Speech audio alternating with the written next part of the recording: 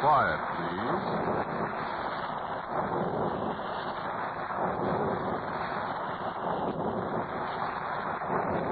Quiet, please.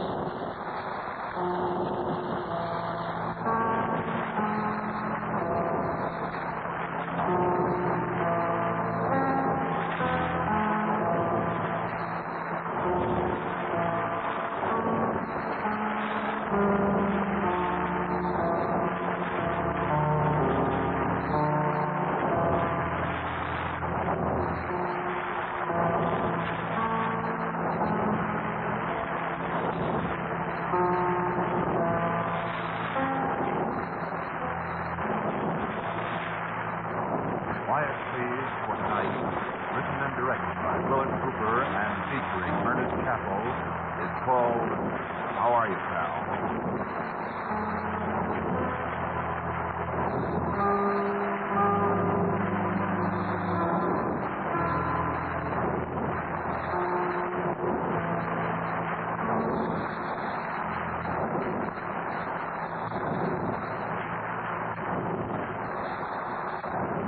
I want you to play a little game.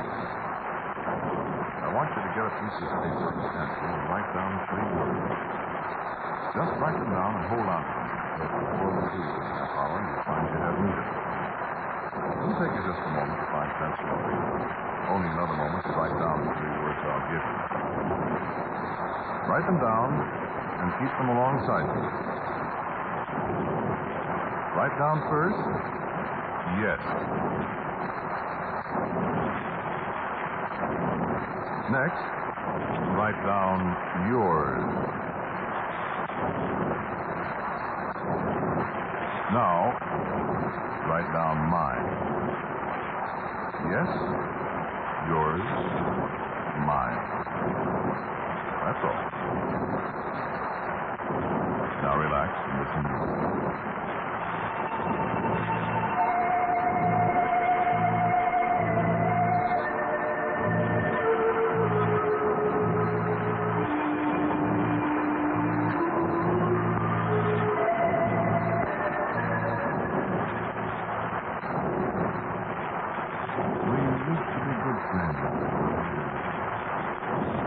Went around a lot together.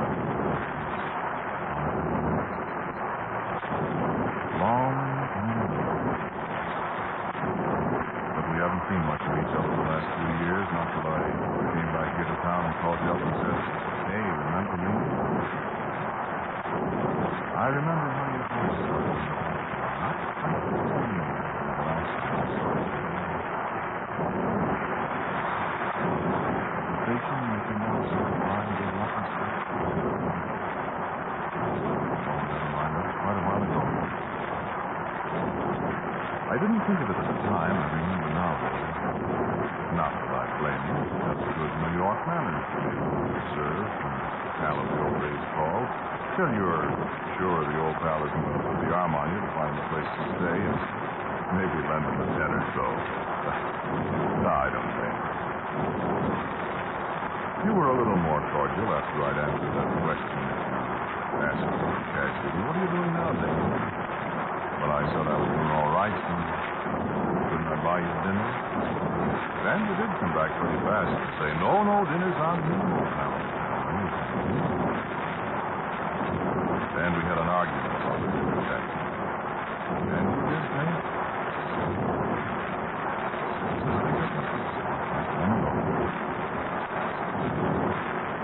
We had a lot of laughs at that dinner, talking about the fine Christmas, the trick presents we used to give to each other. Some of the people, some of them we both liked, and some of them one of us liked and the other didn't. And the top hat you gave me for my birthday. Great laugh, because I wouldn't be talking now if you plugged that on. So, I gave you the silver-mounted stag-handled hunting knife because you were strictly the nightclub type and wouldn't be caught in the woods if you were starving for patent breath. And I made you give me a penny for it because a gift knife might not thank you. I still had the penny the other day. It fell out of my pocket.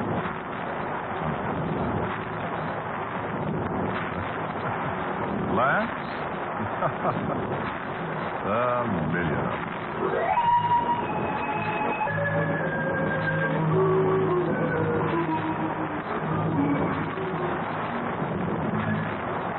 Been a long time since we saw each other, hasn't it? I've been a lot of places since then. Oh, yes, I know. You were away for a year or so. Sure, I keep track of you all the time. I keep track of all my old pals, especially you. You know, there's so many things we didn't get a chance to talk about. You know what I mean? So many. Say, you comfortable in that chair? Well, don't wiggle. I get nervous. I meant to ask you, you haven't been getting into any jams or anything like that while I've been away, have you? I sure hope not. You're so doggone impulsive, you know. I remember how many jams I got you out of in the old days. No, I'm not bragging, pal. I don't mean to be grateful or anything like that. That was in the old days. The days when we used to be on the town together.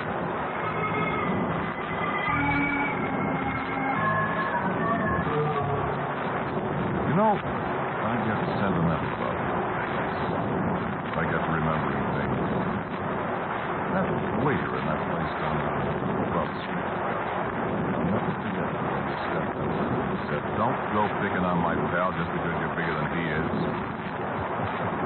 Oh, you were always doing things like that. I ran into him just before the war out in Toledo. I recognized him right away by that short right leg where you broke it. Now, he didn't remember me, of course not. I've changed a lot. Even you said that. Well, I've been a lot of places, like I said, seen a lot of things, done a lot of things. Makes changes in your pal.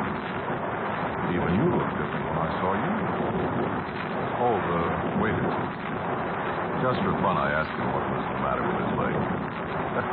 That was funny hearing his side of the story when I knew the other side. He sure hated you, pal. I never heard a man cursed out so in all my life. Huh? Oh, no, he's an old man. He was an old man when he and you had the fight, don't you remember? I remembered something else, too.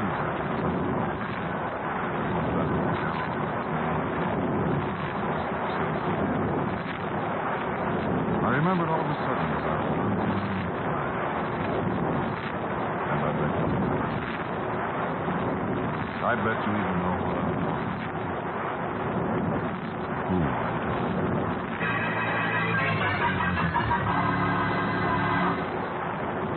What was your name? Simple name doesn't make any difference. Better not to mention it. We were sitting on the steps that night. Well, it's almost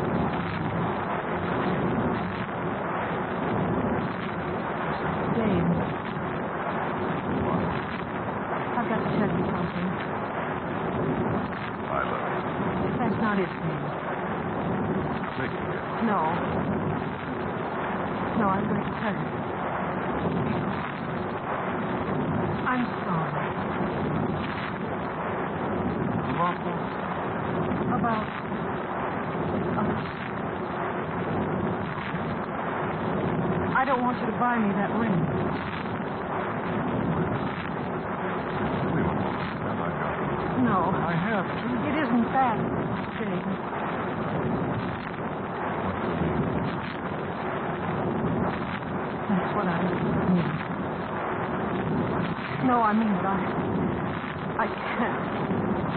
Why not? Why not, honey? Is it somebody else? Is it? Dane, I feel so miserably sorry, but... Is it? Yes.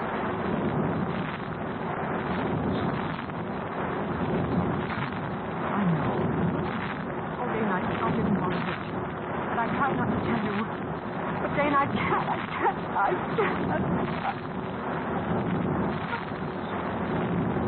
Somebody I know? Oh, Dane, promise me you won't do it. What can I do?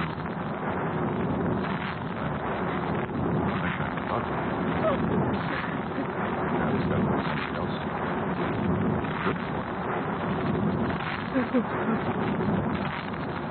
is it?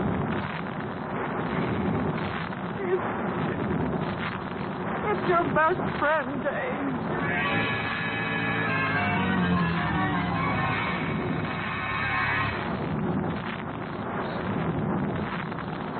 My best friend?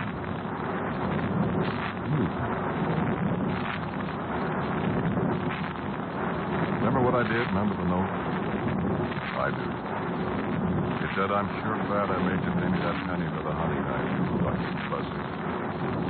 You know, so we still have our friendship. Don't feel bad, pal. I don't anymore. It was too bad your folks wouldn't go for it. Make you break it off. Lose out on your old man, Bill.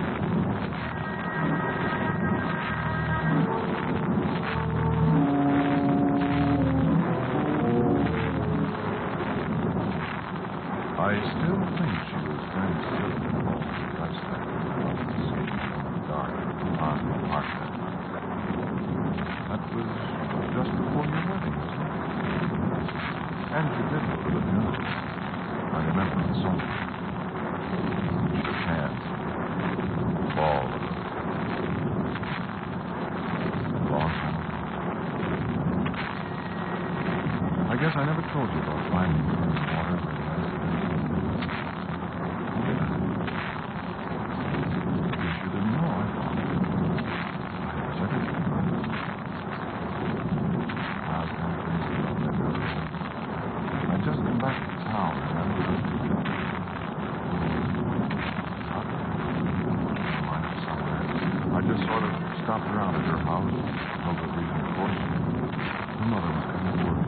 Said she was going sealing, Dave, out on the Park Lake. I told her she shouldn't. That ice isn't thick enough yet, but she was bound, determined to go. She'll be home any minute. Why don't you walk over toward the park and see if she's on the way home? So I did. And all the way to the park, I kept whistling. I used to always whistle a kiss in the dark, and she'd recognize it. And I met that old park policeman, Sparrowcop, we used to call him, remember? He said he'd seen her and she was talking to some fella. He didn't see who it was. Anyway, he was cold and smoked. I walked over to the lake. There was a big black hole in the ice. Something floated in it. And of course it was her. I yelled for the cop, and he came running, but he was so fast, remember? So I slid out on the ice on my belly and dragged her out. I thought that was her little green beret that was floating in cold water after I pulled her out. But it wasn't. And then the cop and I, was it? Carried her over to the streetcar line. Taxi cab came along. That was that.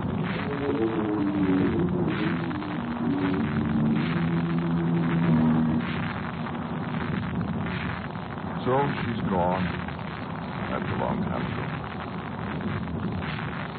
Oh, and say, talking about gag presents we used to give each other, remember the pair of green Norwegian mittens I gave you one Christmas? And you lost one of them. I found one that matched some old stuff I was going over the other day. I mailed it to you. I guess you've got it all.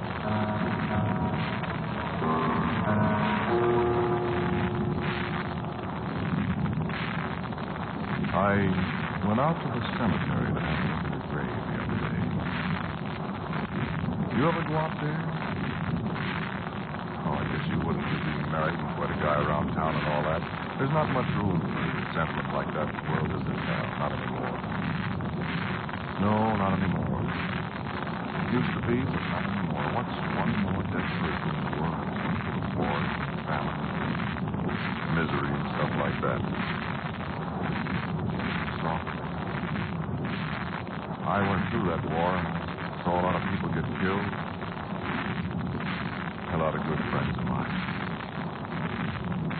But I never forgot her. I thought about her a good deal. Somebody had.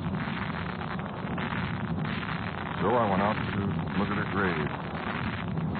What was her name? Funny the way your memory slips. Some things you can remember for years and years, just as clearly as if they happened yesterday. Like the way I told you about finding her. You remember things that way, too? You remembering anything now? Well, what are you fidgeting for, then? Sit still. You make me nervous. I make you nervous. No, I didn't mean to, pal. You know what? Remember, a lot of people thought she'd committed suicide.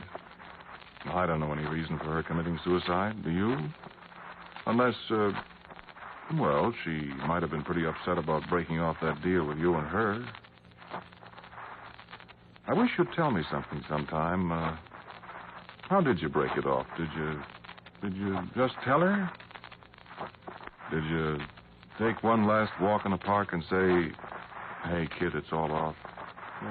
Or what? Oh, I suppose it's none of my business after all, but I wonder about things like that. I wondered so many times what she said. Did she put up a big beef about it, or did she take it, well, like I had to take it when she told me about you? And I'd have been willing, you know, to step up and be the big-hearted stiff and say to her, well, now, look, kid, if the deal with my pal's off, I'm still sticking around. I'm all set for it if you want any part of me. You know, I really loved her. But I didn't get a chance. That's why I went away, I guess. I suppose that's why I came back, too. You got that green mitten I sent you. No, I didn't put my name on the package. I figured you'd know who sent it. And you got the pair now, if you kept the other one. But the one I sent you was all shrunk up. You couldn't wear it, I know.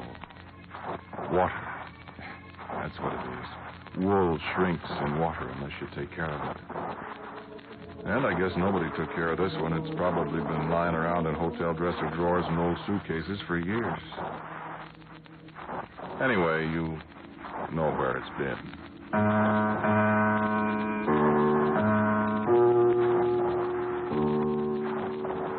Say, there's something you might tell me about, too, sometime. There's a certain friend of ours. Well, I don't know how much of a friend he is, but maybe you'll know. I won't tell you his name because, as I said, I don't think it's a good idea to mention names in public like this. Say, are you going to sleep? Well, sit up and listen. We got a lot to talk about yet. Turn the radio up a little. I don't want you to miss anything. That's better. About this friend, I got a telephone call the other day, last Saturday. What are you fidgeting about? Well, light a cigarette. I got this phone call, and when I answered, the guy said... Hello, Dane? Hi. Listen, Dane, maybe you think you know who this is. Why, sure, it's Pat... Never mind that. I'm not going to tell you who I am, for a very good reason. Well, now, look, I can kid along with anybody. I'm not kidding, Dane. I'm not going to mention any names at all. A certain guy that you and I both know has been spreading a few stories that you ought to know about. Oh, is that so? Yes. What kind of stories? Where have you been the last few years? Well, for a while I was in the Army, 99th Division, the Bulge, Glamorgan Bridge, and all that. You through that? Are you kidding? Well, this friend of yours, he says you've been in the penitentiary. He sounds like a wonderful friend. Doesn't he? Well, as a matter of fact, I was. You were? 4 years. Good Lord, Dane.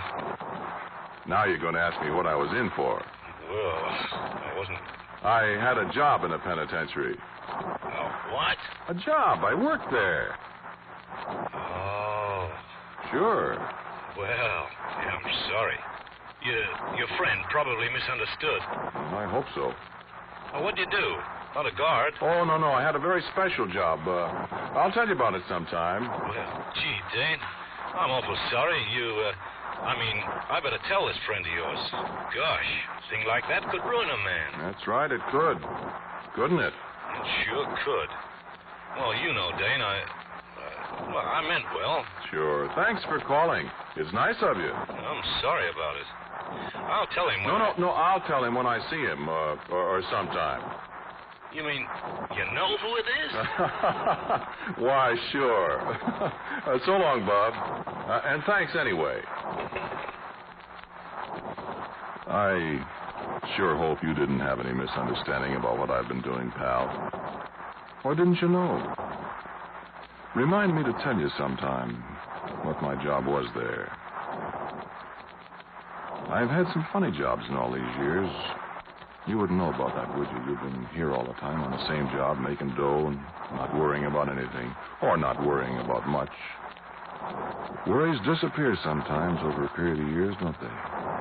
And then they have a habit of popping up again, and sometimes they're worse than they were before you thought you'd forgotten them. Now, I hope you don't have anything like that, pal. Well, from the look on your face, I thought for a minute you might have.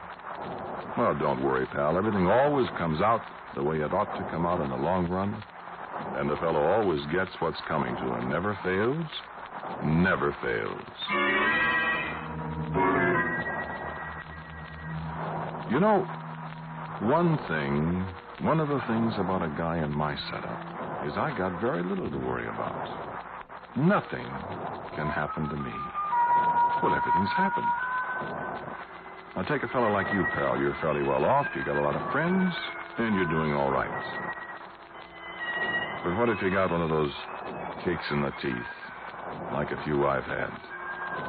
What happens to you then? Tough thing to think about, worry about.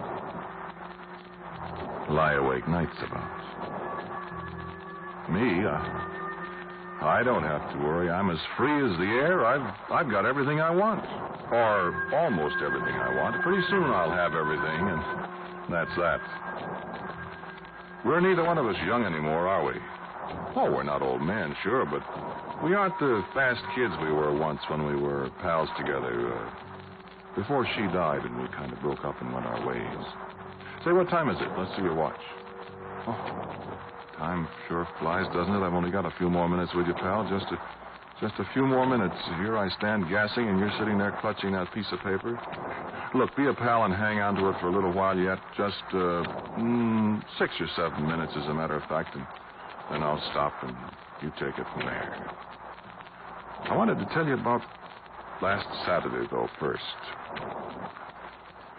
I had a couple of fellas from my old outfit to see. Well, you know us veterans. And I sat around with one of them all afternoon, knocking over bottles of beer and hashing over the bulge and some of the things they put me up to after the war. I don't usually take more than 2 beers in an afternoon, but, Dad, you know how it is. Or do you?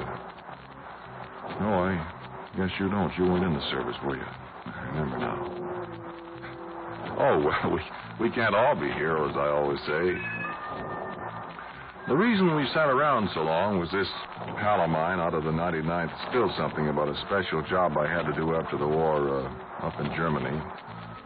I wasn't very anxious to have everybody in the world know about it, so I kidded about it a lot with this feather merchant we were talking to, and, well, pretty soon it was 7 o'clock, and the civilian was still asking questions with his eyes bulging out.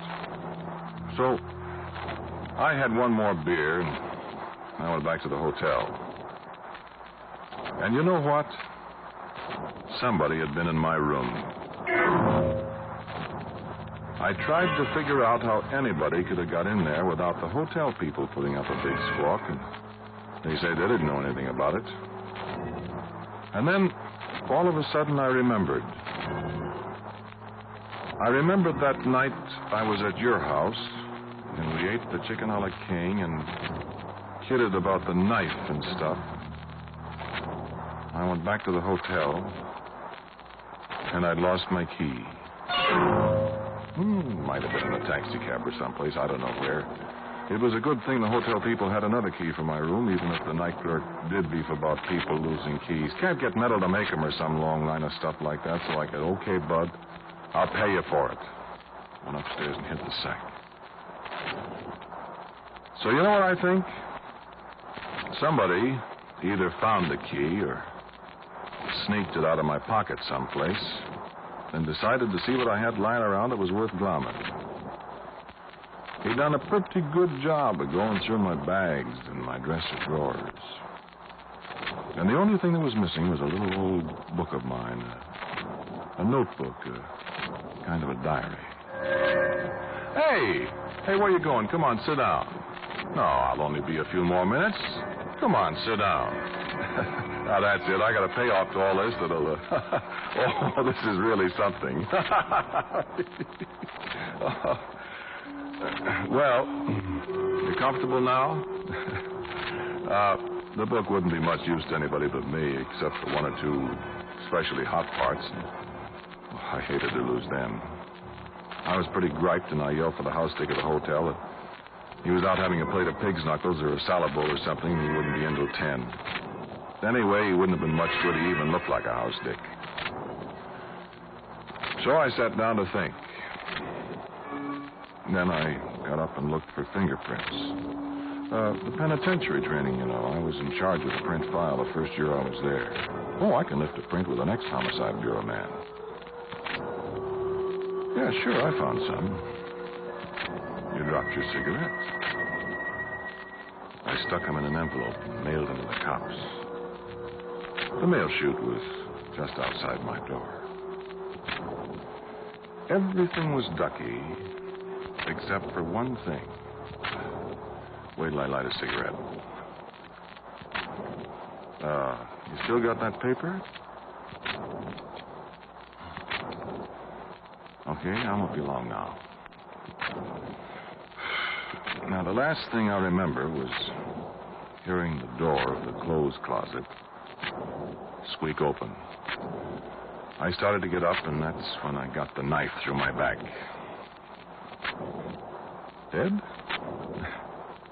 Why, sure I'm dead. You wonder how I'm talking to you on the radio, don't you? Well, pal, you can do so many things on the radio if you're smart. Now, listen, you got that piece of paper? Good, listen now. I'm going to ask you 3 simple little questions. And when I ask you the questions in order, you answer me by reading the answers in turn off your piece of paper, okay? Okay, here we go. The first one. Is that blood on your hands? The second. Whose blood is it? And the third. Whose knife was that was left sticking in my back? Okay, pal. Your prints are done at the bureau. I'm in the morgue. The cops have got the knife. And I think somebody heard what you just said. Oh, one thing more. You were wondering what my job was at the penitentiary. I was the executioner. Comes out even, doesn't it? And isn't that somebody at your door, pal?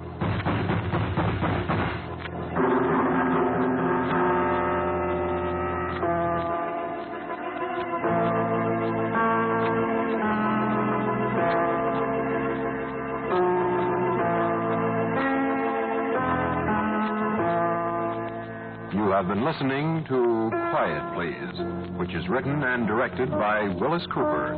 The man who spoke to you was Ernest Chappell. And Pat O'Malley was the man on the telephone. The girl was Vicky Vola. And Mother was Charmaine Allen. Music, as usual, for Quiet Please is composed and played by Gene Perazzo. And now for a word about next week's Quiet Please, here is our writer-director, Wyllis Cooper. Next week's story is called The Big Box. It's a story of what happened one night to a truck driver on a coast-to-coast haul that he didn't want to make.